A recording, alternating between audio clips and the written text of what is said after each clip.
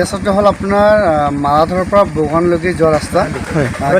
ৰাস্তা ইমানখিনি জৰাজীৰ্ণ হৈ আছে, চবেই আজি পাব্লিকে দেখিছে। আজি কেইবা বছৰ ধৰি ৰাস্তাখন বেয়া হৈ আছে, কিন্তু আমাৰ যি লোকেল বিধায়ক আছে একে মণ্ডল, তেওঁ এই ৰাস্তাখন চাব লাগিছিলে। কিন্তু তেওঁ এই ৰাস্তাখন মেৰামতি কৰা অবিহনে তেওঁ অনাগত দিনত তেওঁ খুব সমস্যাৰ কাৰণে প্ৰচাৰ চলাই আছে। সেইটো আমি খুব দুখিত।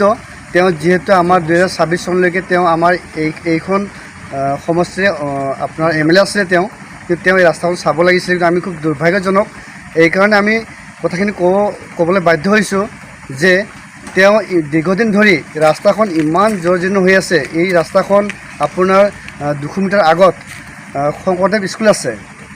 ল'ৰা ছোৱালীবিলাক অহা যোৱা কৰে, অভিভাৱকবিলাক ল'ৰা ছোৱালীবিলাক লৈ আহে, ইমান কষ্ট হয়। আজি দেখিছে আপোনালোকে, নিশ্চয় প্ৰত্যক্ষ কৰিছে ৰাস্তাখন ইমান মানে এখন গাড়ী যাবলৈ হ'লে মোটামুটি 10 মিনিট ভাবি চিন্তি গাড়ীখন ৰাস্তাখন পাৰ হ'ব লাগে।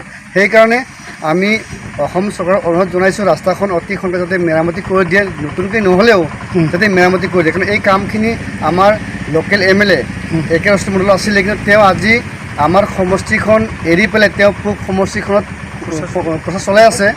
হয়তো তেওঁ অনাগত দিনত পূব সমষ্টিত MLA খেলিব, কিন্তু আমি তেওঁক আপোনালোকৰ জৰিয়তে আমি জনাব বিচাৰিছোঁ, তেওঁ মোটামুটি আপোনাৰ 2026 চনলৈকে তেওঁ আমাৰ বিধায়ক হয়।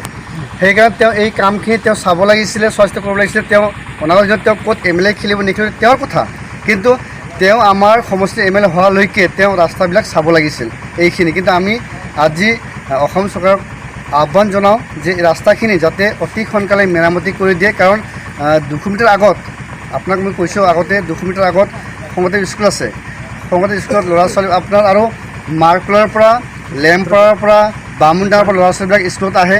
বহুত ৰাস্তা বেয়া, মানে অহা যোৱাত মানে খুবেই বেয়া, মানে 4চকীয়া বাহন 2চকীয়া বাহন অহা যোৱাৰ কাৰণে বহুতেই কষ্ট হয়। সেইকাৰণে ৰাস্তাখিনি অন্তিম পৰ্যায়ত মেৰামতি কৰি এইখিনি আমাৰ ৰাজ্যখনৰ আহ্বান।